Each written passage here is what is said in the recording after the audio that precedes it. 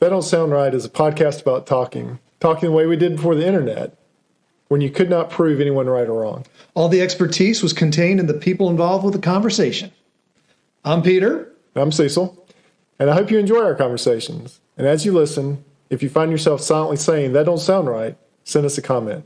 You're one of us. For some reason, the number that comes to mind is 30% of your body weight is about the max. I think I've heard that. About 30% of your body weight. Huh. That's way too much for me these days.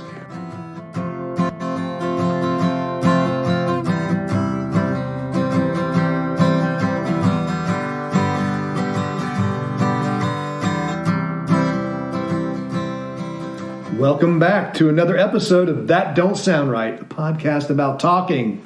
We're your co-hosts. I'm Peter Billman. I'm Cecil Davis. You know, we're just trying to have a conversation without Googling it or fact-checking online. Those things can so easily kill the conversation. And we got an example this week of where our show has influenced our official haberdasher, David Bryant. Oh.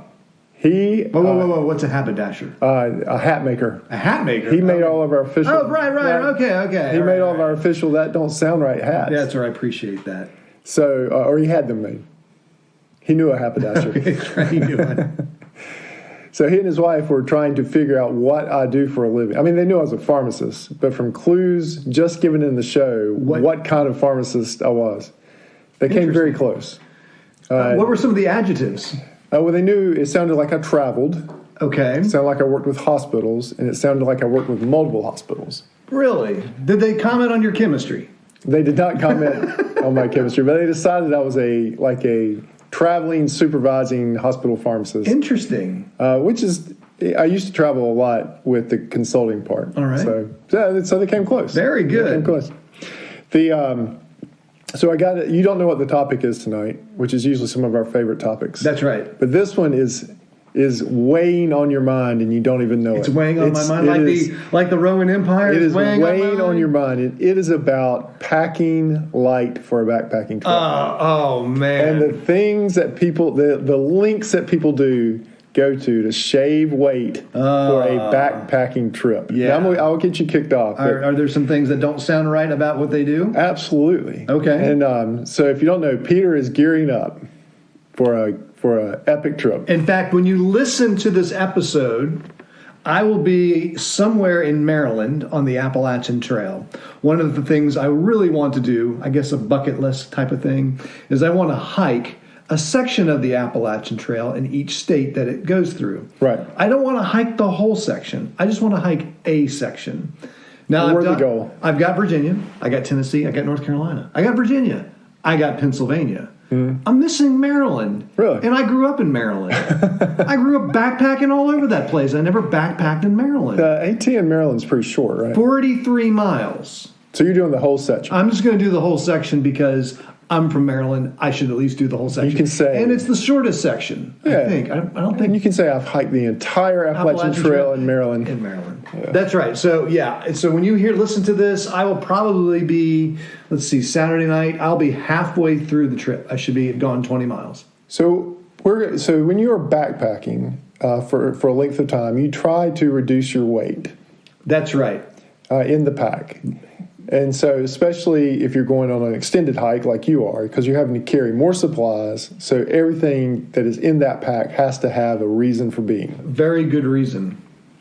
So here are the things that I know of that people have done. Like I know that people have sawed the handles off of their toothbrush. Okay. So that they only have a little stub of a toothbrush. Wow. And that way, which again, if you're listening, you're thinking, well, that's only a few ounces. That's not even an ounce, brother. But every ounce adds up. Every ounce probably counts. Yeah. Especially for someone who's hiking 2,500. Right, 2,000 miles. Yeah, 2,100 miles. 200. So the people tearing pages out of a book. Oh, as they read it? No. Like if they're halfway through a book, they won't take the entire book. They'll just tear the book in half. Yeah, I think I've checked out one of those books from the library. Yeah. Now my wife is rolling because she knows I don't even have a library card. So someone I was talking to this week actually did this for a long flight where they were trying to conserve weight in luggage they were going to take on an international flight because they were taking so much. He actually tore the book in half. Oh, no.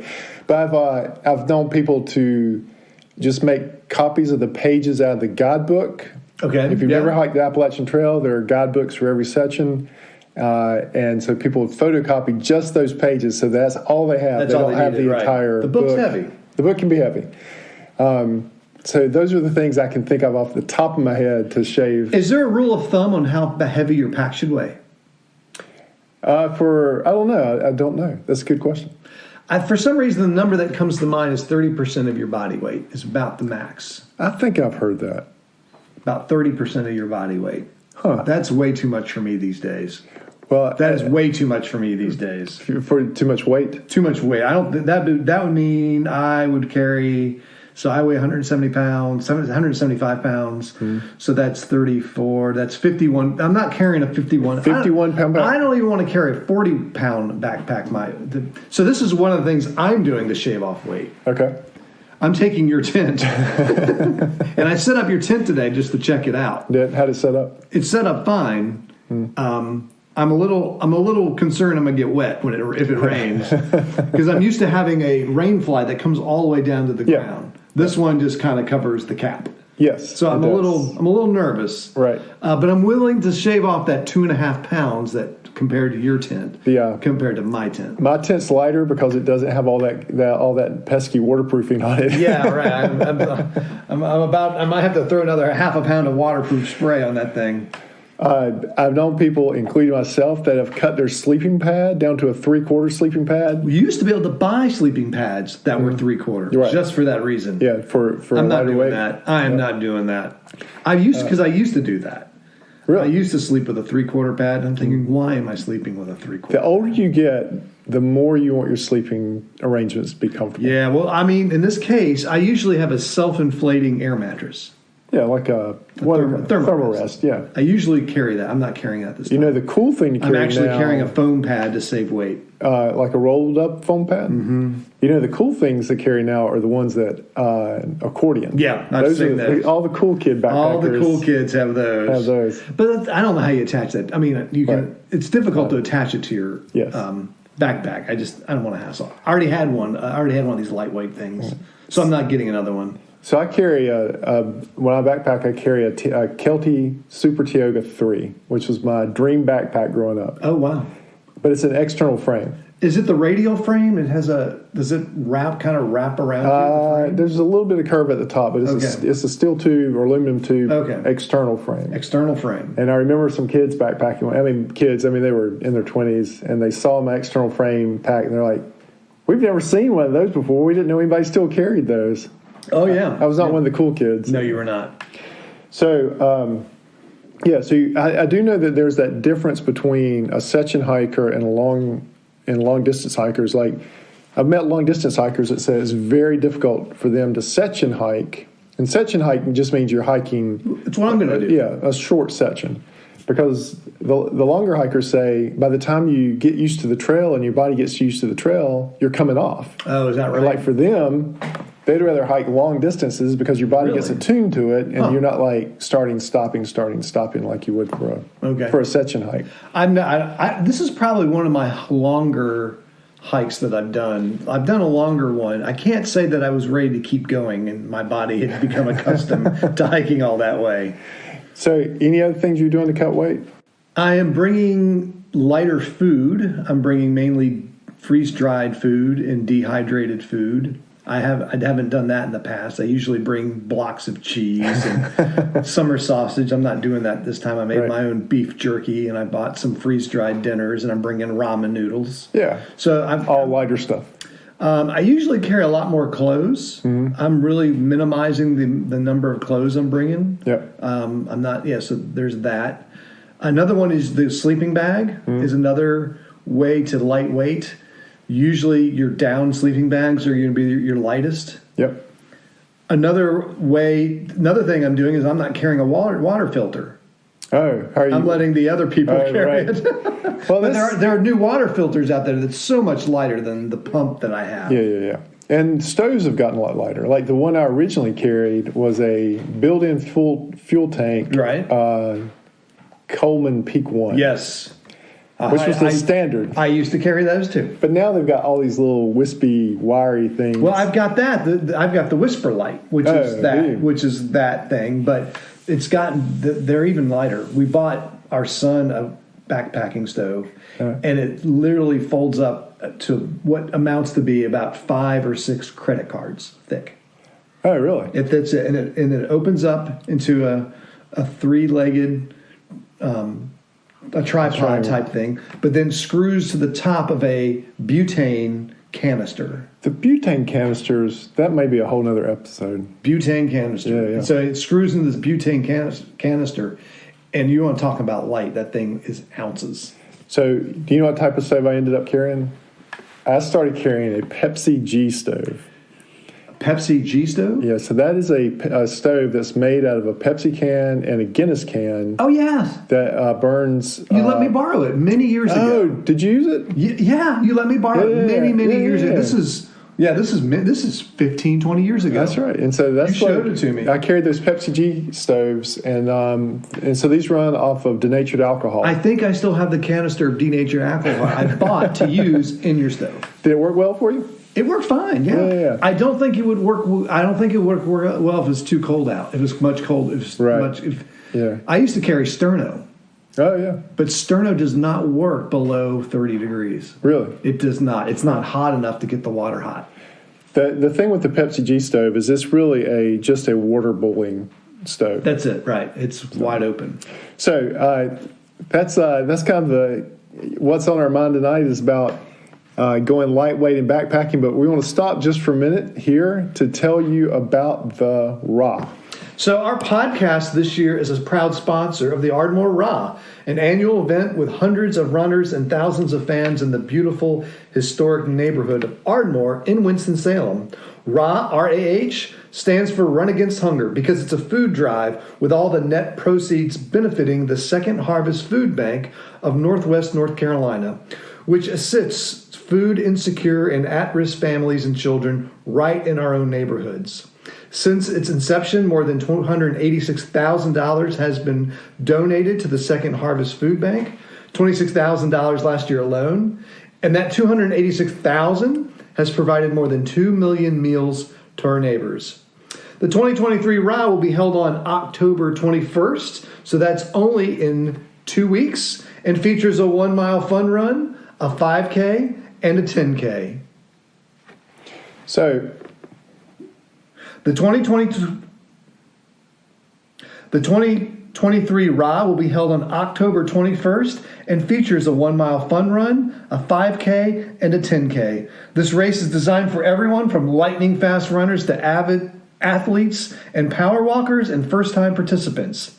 You can sign up to donate, volunteer, or run at the race website, which is ardmoreraw.com. The link is also featured on our website, thatdon'tsoundright.com. We hope to see you there at our booth, and there is something special happening this year at our booth. And we will tell you about that at the end of the show.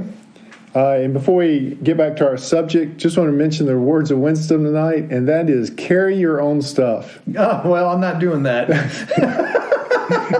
Normally this applies with your kids when you go hiking with your kids, and about halfway through the hike, they're like, will you carry? And I'm like, nope. If you brought it in, you're carrying it out. Now, the converse to that advice is, can you get someone else to carry your stuff? That's there's the genius. So the guys I would backpack with, we would split the meals up. Yeah. And so everybody would plan a different night. And you always wanted your meal to land on the first night of the trip. Of course. So then all that weight would be out of your pack. That's right. You'd volunteer very quickly for that. Did you, what meals would y'all bring on a group trip like that? Usually there's a lot of rice and chicken, instant rice, chicken. Tell me about the chicken. Pre-cooked? So it was canned usually or in the pouch. Okay. And then you'd make like a chicken almondine. But we've done a lot of like the rice meals. We did a shrimp one time with like packaged shrimp. Packaged shrimp? Yeah. Whoa, that don't sound right. Yeah, tell me about the package. There was like the freeze-dried package. Yeah. Freeze-dried shrimp? Or maybe it was canned. I think it was canned. Shrimp? Yeah, canned shrimp. Yeah, and so it was done with. I haven't seen that. Yeah, is that right next to the anchovies? It's just like a tuna fish, but it's canned shrimp. So you did like a ramen noodle. Yeah. With like Asian seasoning and then shrimp on it. Was it good? Yeah, it was pretty. You good. would do it again? Oh yeah, 100%. We did spaghetti with TVP, textured vegetable protein.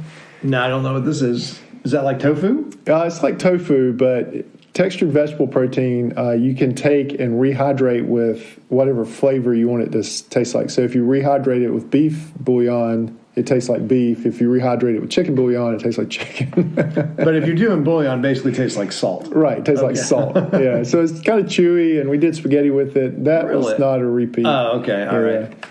So we've tried a couple things like that over the years. Everybody kind of had their own little special dish.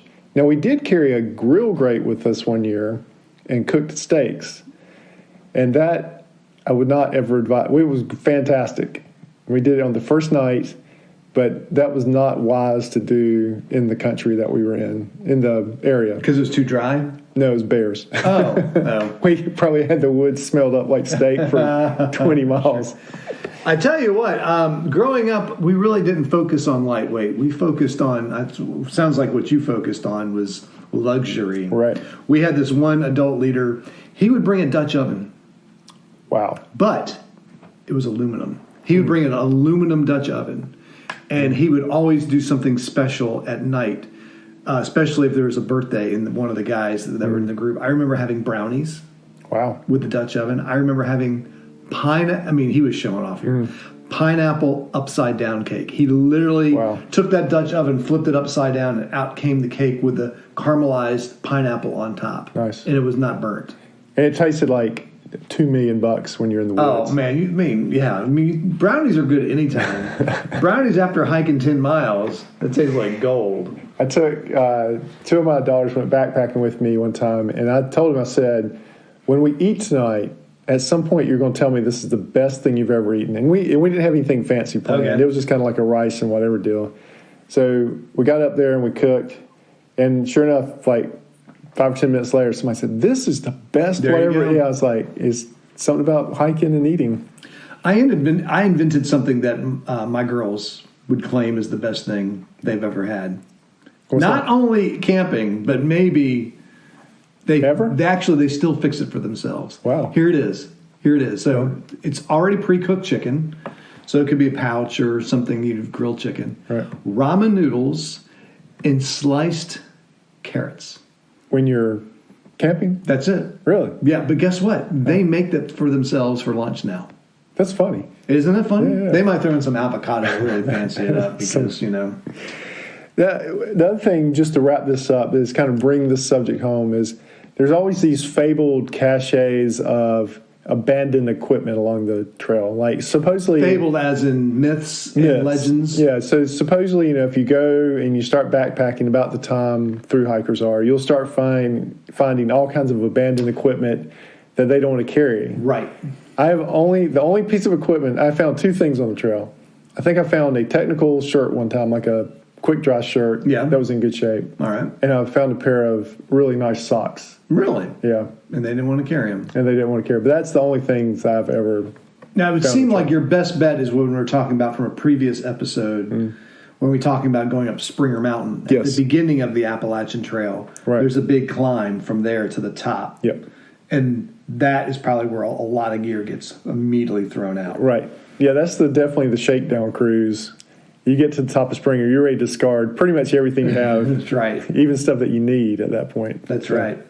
So I think we have come to the end of another That Don't Sound Right. I wish you the best on your trip. Oh, well, thank you. We tread lightly. We leave out of here at 6:30 a.m. Drive on up. We'll do probably 8 miles the first day, and then 10 and 12 the next 3 days, and then come on back, and then we'll be back here in the Camel City studio, where we will welcome Eric Aft. And Eric, if you don't know Eric is the CEO of the Second Harvest Food Bank of Northwest North Carolina. We're going to interview him about his work and the work that the food bank does, And we're going to get into a little serious subject about food insecurity right here in our own community. Looking forward to that. So please be sure to tune in for that one. That one's going to be a great episode. The other thing to keep in mind is at the Raw, and this is why we were interviewing him, at the Raw, Run Against Hunger, we've got the ultimate roadside find giveaway. That is a grill, a brand new, well, never been used, gas grill, stainless steel gas grill with a full tank of propane and a brand name Armor All cover that only has a small hole in it, which I will repair. How can I win such a grill, Cecil? Okay, the way you can win this grill is come by our booth. And again, I'm sorry for our international listeners, we cannot deliver this overseas. Come by our booth and prove to us that you are following us on some platform, whether it's Instagram, Facebook, Spotify, Apple, Podbean, our flagship, whatever it is. Show us that you follow us in some fashion, and we'll throw your name in the bowl. Show us that you've gotten somebody else to follow us, we'll throw your name in the bowl again. And there's no purchase necessary. There's no purchase necessary. And I have to say that. That's what the lawyers tell me. And just keep in mind, even if you don't like the grill, and it's a nice grill, still the propane tank. Keep the propane, man. The propane tank's at least $60. Right. Hey, before we close, we want to thank everyone for listening.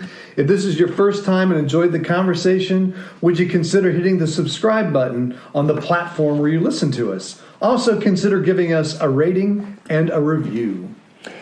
Want to remind everyone that our advertiser, Wonderfully Made Designs, is a small business specializing in custom-made T-shirts and decals. Contact Casey on Facebook at Wonderfully Made Designs 139.14. Use code TDSR10 for 10% off your first purchase. We have our own coupon code. Still.